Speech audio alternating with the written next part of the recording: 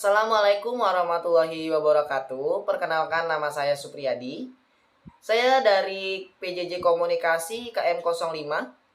Pada kesempatan kali ini saya akan mempresentasikan tugas dari digital marketing, yaitu aneka keripik pisang. Ya, lanjut. Latar belakang.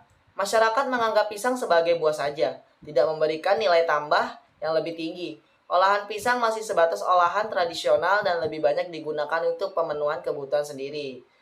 Olahan pisang yang paling dikenal berupa keripik. Selain cita rasa, olahan ini juga karena mudah dalam pembuatannya. Usaha ini juga menjadi alternatif mengatasi kerusakan pasca panen, di mana sifat buah pisang yang tidak dapat bertahan lama dapat dijadikan makanan olahan atau cemilan sehingga dapat bertahan lebih lama. Pengembangan agroindustri dengan bahan baku yang tersedia dalam jumlah dan waktu yang sesuai merupakan syarat kecukupan untuk berproduksi secara berkelanjutan. Optimalisasi nilai tambah dicapai pada pola industri yang berintegrasi langsung dengan usaha tani. Ya, selanjutnya yaitu segmentasi. Segmentasi geografis. Dengan mengelompokkan konsumen menjadi bagian pasar menurut skala wilayah di mana dapat diperoleh segmen pasar yang berupa pasar lokal, pasar regional, pasar nasional, dan pasar luar negeri atau ekspor. Dalam bisnis ini, pemilik membuat konsep regional dan pasar ekspor. Segmen pasar demografi. Dengan mengelompokkan konsumen menjadi dari segi umur, segi kelamin, pendapatan, pendidikan, dan pekerjaan. Untuk ini, pemilik mengacu pada konsep kebutuhan rumah tangga dan pasar retail luar negeri. Target konsumen yaitu mahasiswa usia 18 tahun hingga 30 tahun. Pekerja kantoran usia 30 tahun hingga 45 tahun. Masyarakat usia 8 tahun hingga 65 tahun. Ya, selanjutnya segmentasi. Segmentasi pasar psikografi. Kebutuhan konsumen yang lebih memilih berbelanja di pasar modern berupa pasar retail menganggap lebih nyaman dan aman dalam berbelanja. Selain itu, daya tarik pasar modern memberikan keragaman barang kebutuhan yang diinginkan konsumen. Segmentasi pasar perilaku. Cemilan yang dinilai mampu menikmati waktu luang dan bersantai dengan kudapan yang praktis, ramah di lidah dengan harga terjangkau. Ya, strategi komunikasi pemasaran digital. Proses pengembangan pemasaran bisnis ini diawali dengan pemasaran melalui offline. Pada pemasaran usaha menengah kecil menengah (UMKM) yang diadakan di daerah asal produksi maupun di luar kota. Untuk menyebarkan omset penjualan, marketing memaksimalkan perekrutan agen untuk meningkatkan penjualan setiap bulannya. Hal ini membuat peluang lebih besar dalam mengembangkan bisnis keripik pisang. Selanjutnya, strategi komunikasi pemasaran digital. Memberikan informasi tentang macam cemilan yang diproduksi oleh perusahaan dengan menampilkan varian terbaru dan terpopuler berikut. Keripik sal, keripik balado, keripik nangka. Seperti itu salah satu keripik yang varian terbarunya gitu. Pemilihan media. Media yang digunakan dalam mengiklankan produk keripik pisang dimulai dengan pembuatan akun media sosial untuk menarik pelanggan terlebih dahulu dan membagikan testimoni atas pelayanan kualitas produk. Pemilik juga melakukan iklan produk melalui promosi gratis dan berbayar secara singkat yang diberikan oleh akun media sosial. Pertama itu Facebook, kedua itu Instagram, ketiga YouTube.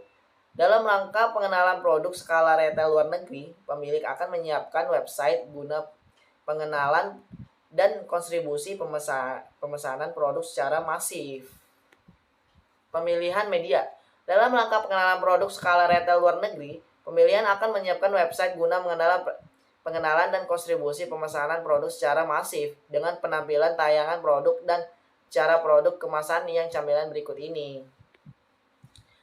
Harga pada keripik pisang sebesar 7.000 dan 10.000 per bungkusnya 200 gram. Untuk kemasan plastik transparan seharga 7.000 per bungkus per 200 gram. Dan untuk pesanan khusus biasanya memakai kemasan tas kertas yang dijual seharga 10.000 per bungkus per 200 gramnya.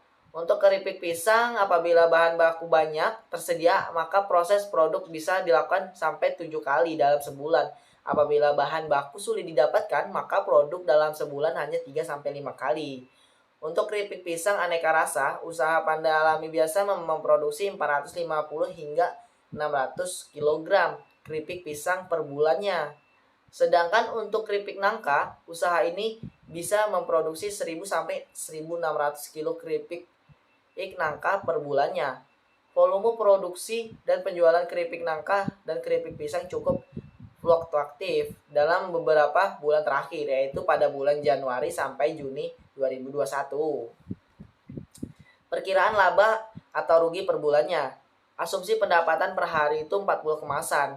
Itu per 200 gram dikali 7.000. 7.000 dikali 40 dikali 30 hari. Totalnya 8.400.000. Biaya-biaya lainnya itu penyusunan peralatan, pisang kepok, minyak goreng, kaldu bubuk, rasa, garam, keju, kidis, jas, plastik kemasan, tenaga kerja, transportasi, dana tidak terduga.